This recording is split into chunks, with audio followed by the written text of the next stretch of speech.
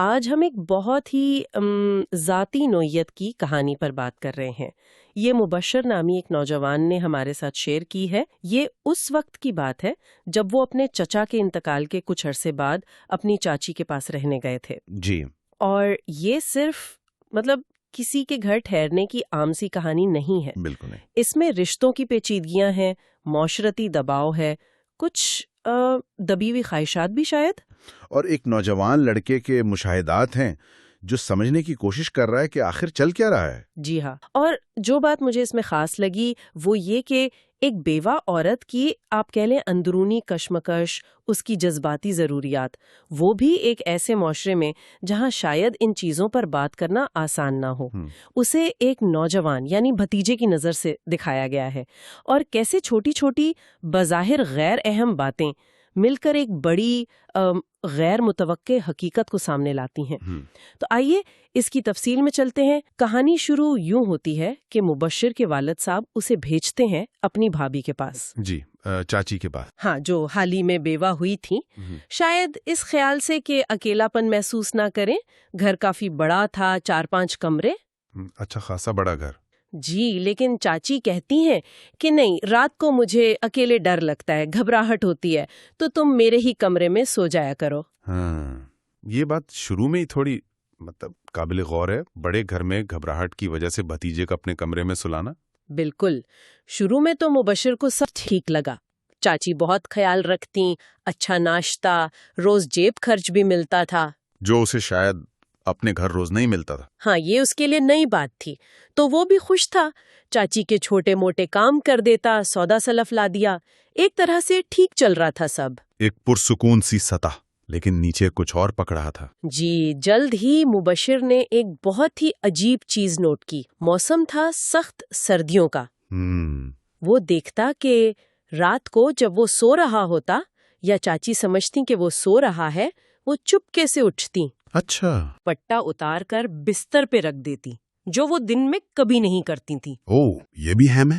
پھر وہ کمرے سے جو واش روم اٹیچ تھا اس میں چلی جاتی، ٹھیک، اور کافی دیر بعد، گھنٹہ 1.5 گھنٹہ بعد جب واپس آتی تو پوری طرح بھیگی ہوئی ہوتی، جیسے نہا کر آئی ہوں۔ کیا سخت سردیوں میں رات کے وقت؟ جی، اور ٹھنڈ سے بری طرح کانپ رہی ہوتی۔ مبشر یہ دیکھ کر حیران رہ گیا کہ بھئی اتنی ٹھنڈ میں آدھی رات کو نہانے کی کیا توق ہے؟ یہ واقعی بہت عجیب ہے، کوئی عام بات تو نہیں ہے یہ۔ نفسیاتی طور پر بھی اس کے کئی مطلب ہو سکتے ہیں، یا پھر یہ کسی چیز کو چھپانے کا طریقہ بھی ہو سکتا ہے۔ بالکل، یہ پہلا بڑا سگنل تھا کہ کچھ گڑبڑ ہے۔ جی، مبشر کی الجھن بڑھتی جا رہی تھی۔ آخر ایک صبح اس نے ہمت کر کے پوچھ ہی لیا، چاچی جی، آپ رات کو کیوں نہا رہی تھیں؟ اتنی ٹھنڈ تھی؟ پوچھ لیا اس نے۔ چاچی پہلے تو ایک دم ٹھٹک گئیں، جیسے پکڑی گئی ہوں، چہرے پر پریشانی آئی، پھر فوراً بات بنائی، کچھ نہیں بیٹا، بس ویسے ہی گھبراہٹ سی ہو رہی تھی۔ گھبراہٹ؟ دوسری بار یہ بہانہ؟ یہ تو بالکل غیر تسلی بخش جواب ہے۔ گھبراہٹ میں بھلا کون ٹھنڈے پانی سے نہاتا ہے؟ ظاہر ہے وہ اصل وجہ چھپا رہی تھیں۔ بالکل۔ اس واقعے کے بعد مبشر نے نوٹ کیا کہ چاچی کا رویہ بدل گیا ہے۔ وہ پہلے جیسی باتونی نہیں رہیں، اکثر چپ چاپ، گہری سوچ میں گم، اور ذرا سی آہٹ پر بھی ایک دم سے چونک جاتی بری طرح۔ چونکنا یہ اہم ہے۔ غم انسان کو اداس کرتا ہے، لیکن یہ بار بار چونکنا، یہ کسی خوف، کسی اندرونی بے چینی کی علامت زیادہ لگتا ہے۔ مبشر نے پہلے سوچا شاید چچا کو یاد کر رہی ہیں، ایک ممکنہ وجہ تو یہی تھی۔ لیکن پھر ایک رات مبشر جاگ رہا تھا، پر سونے کا ناٹک کیا اس نے۔ دیکھا کہ چاچی اٹھیں، پہلے اس کی چارپائی کے پاس آئیں، جھک کر تسلی کی کہ یہ سو رہا ہے۔ اوہو، یعنی وہ چیک کر رہی تھی؟ جی، جب انہیں اطمینان ہو گیا تب وہ واش روم گئیں، اور اس رات تو حد ہی ہو گئی، تقریباً 2 گھنٹے بعد واپس آئیں۔ 2 گھنٹے واش روم میں؟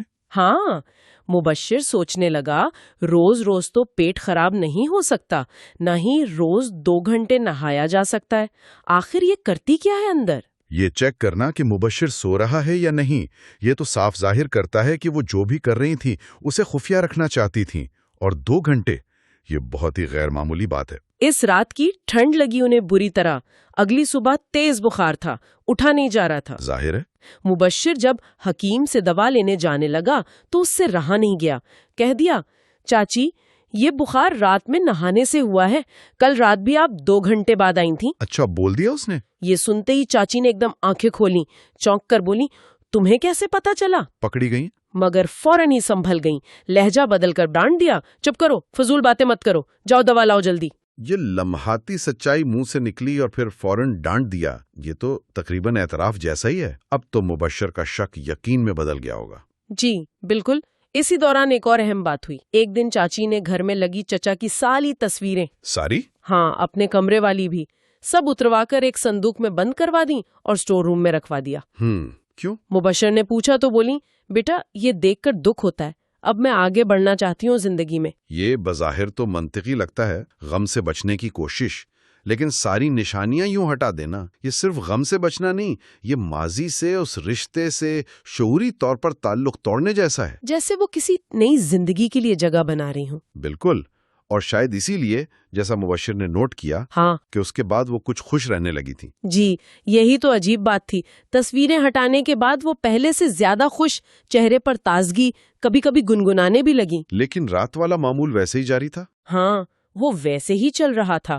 یہ تضاد بہت عجیب تھا، خوشی بھی اور رات کا وہ خفیہ سلسلہ بھی. تو خوشی کی وجہ کچھ اور تھی شاید، تصویریں ہٹانا اس نئی سمت کا حصہ تھا. پھر ایک رات شک بالکل یقین کے قریب پہنچ گیا. مبشر سو رہا تھا، اسے چاچی کی ہلکی سی چیخ جیسی آواز آئی. چیخ؟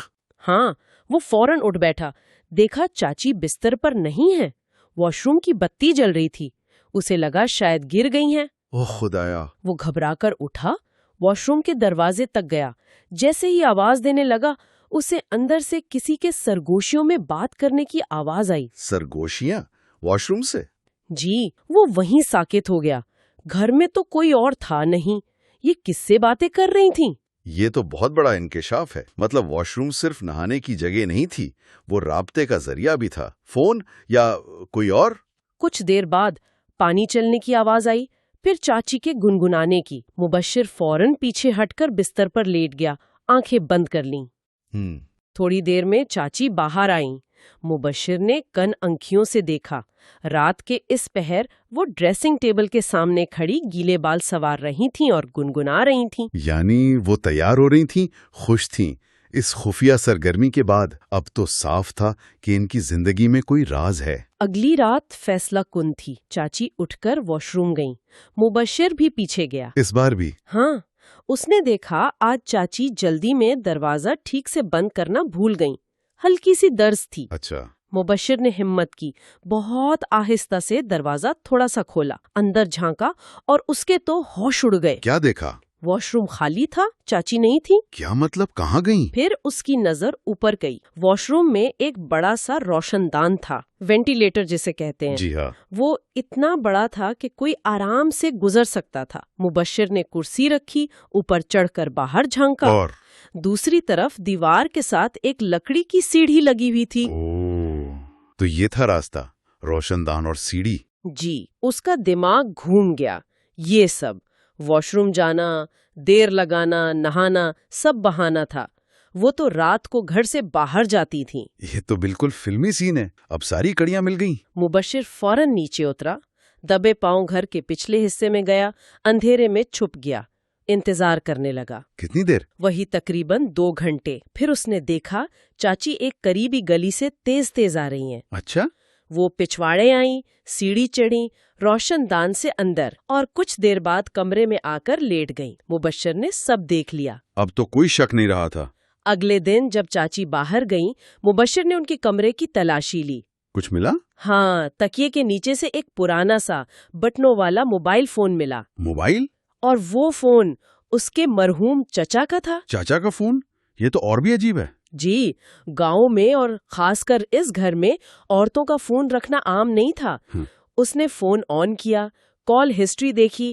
ایک ہی نامعلوم نمبر پر رات کو بہت سی کالز تھیں. تو رابطے کا ذریعہ مل گیا.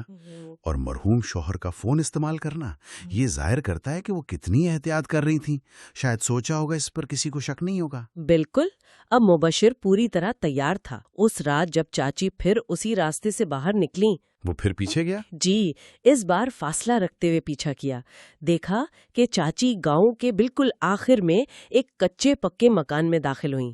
اچھا، دروازہ پوری طرح بند نہیں ہوا تھا. مبشر بھی ہمت کر کے دبے پاؤں اندر چلا گیا. اوہو، اندر صحن میں چاچی کھڑی تھیں اور سامنے ایک نوجوان لڑکا تھا، وہی جس کا نمبر فون میں تھا. مل گیا آخرکار. مبشر ایک ستون کے پیچھے چھپ گیا. وہ باتیں کر رہے تھے. لڑکا جس کا نام شرافت تھا کہہ رہا تھا، آخر کب تک انتظار؟ مجھ سے اب نہیں ہوتا، میں تم سے شادی کرنا چاہتا ہوں. چاچی پریشان سی لگ رہی تھیں.